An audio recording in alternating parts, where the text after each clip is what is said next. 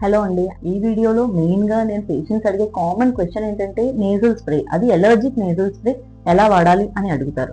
This is allergic nasal spray. First of all common గా చేసే mistakes ఏంటంటే ఈ స్ప్రేకి బేసికల్లీ మనం హోల్ పెట్టక్కర్లేదు, ఇది ఆల్రెడీ ప్రీ హోల్ వస్తుంది. దీనికి క్యాప్ అండ్ హోల్ ఇది ఉంటుంది అనమాట. సో మీరేం హోల్ పెట్టక్కర్లేదు, మీరు పిన్తో కానీ దేనికి హోల్ పెట్టాల్సిన అవసరం లేదు. అండ్ ఈ నాజిల్ విరగ్గొట్టి దీన్ని తీయాల్సిన అవసరం కూడా లేదు.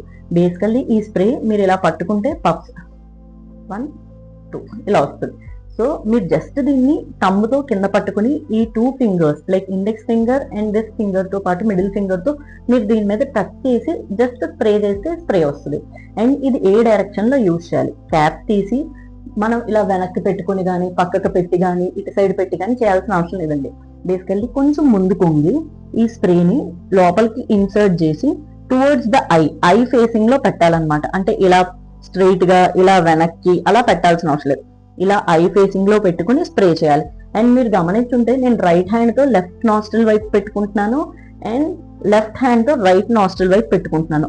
అప్పుడే మీకు క్లియర్ గా యాంగులేషన్ కానీ సైనస్ వైపు కానీ ఈ స్ప్రే వెళ్తుంది. Thank you.